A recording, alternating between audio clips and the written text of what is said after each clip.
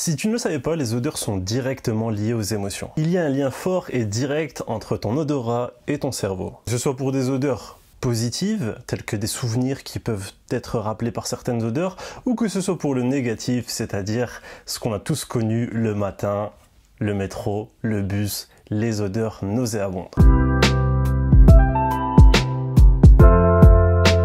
Hey les mecs, j'espère que vous allez bien, c'est Ayoub et aujourd'hui on se retrouve pour une nouvelle vidéo. Je vais te donner toutes mes astuces pour toujours sentir bon. Numéro 1, oui tu vas peut-être rigoler, mais il n'y a pas que le haut à laver. Déjà dans un premier temps, je sais qu'énormément de personnes ne te le diront pas, mais ils ne prennent pas une douche par jour, ce qui est le minimum. Pour enlever déjà tout ce qui est mauvaise odeur, etc., oui, tu dois prendre une douche par jour. Si tu le fais, c'est très bien. Si tu ne le fais pas, il est toujours temps pour commencer. Mais là où c'est très important et beaucoup pensent que ça ne joue pas, c'est tout simplement que tu as énormément de personnes qui auront tendance à toujours privilégier le lavage du haut de leur corps, c'est-à-dire les cheveux, en dessous des aisselles, etc., mais qui négligeront tout ce qui est vers le bas. Parce que dans leur psyché, dans leur psychologie, si l'eau, elle ruisselle sur leur corps, c'est qu'ils sont en train de laver le haut, mais aussi le bas.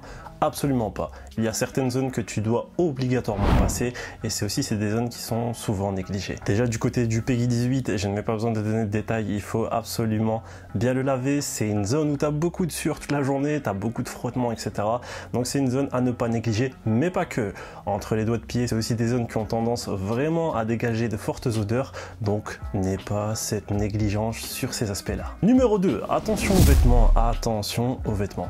Les vêtements, ce sont des nids de captation d'odeurs et de bactéries, donc il faut vraiment faire très attention. Dépendant déjà de leur qualité, tu as énormément de vêtements qui peuvent garder en fait les mauvaises odeurs, les capter et ne pas les relâcher, tout simplement parce que peut-être que la maille n'est pas de bonne qualité et elle n'aura pas tendance à laisser partir les mauvaises odeurs et à avoir une certaine aération en continu. Donc quand tu as des vêtements de qualité, tu n'as pas souvent ces odeurs qui se dégagent, mais quand par exemple tu prends du coton bas de gamme, etc., tu auras tendance à emprisonner ces mauvaises odeurs et souvent tu peux remarquer que tu as des gens qui sentent très fort au niveau de leur transpiration, etc.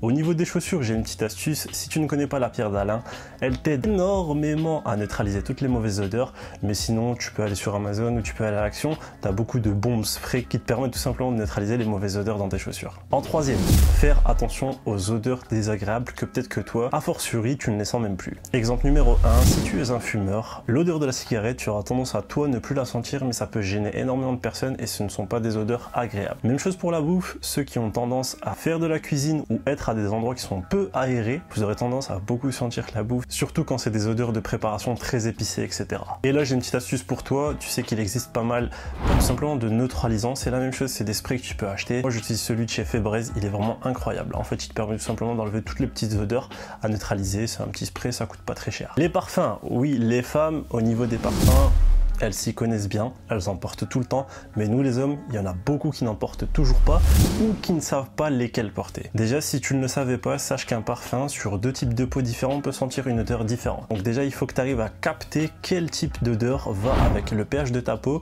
et ton type de peau tout simplement. Dès que tu auras réussi à déterminer ça, déjà j'ai déjà fait une première vidéo sur ça, mais je t'en ferai une seconde dans pas très longtemps, tu as des zones à marquer. Les zones à marquer sont les deux flancs au niveau de ton cou ici, ici au niveau de ton poignet, et tu peux aussi aller chercher le derrière de ta nuque. Ce sont des points minimums que tu as à aller chercher tout simplement. Déjà dans un premier temps parce que ce sont des points de captation d'odeur, c'est-à-dire quand on va venir te faire la bise, quand on va passer à côté de toi, etc. C'est les zones qu'on va fortement sentir, mais aussi parce que ce sont des zones de points chauds, c'est-à-dire que l'odeur va vraiment émaner de ces endroits-là. Et oui, la chaleur corporelle et les zones de chaud te permettent tout simplement de diffuser cette odeur. Et là, j'ai un petit warning à te faire parce que je vois beaucoup d'hommes le faire, peu les femmes parce qu'elles le savent.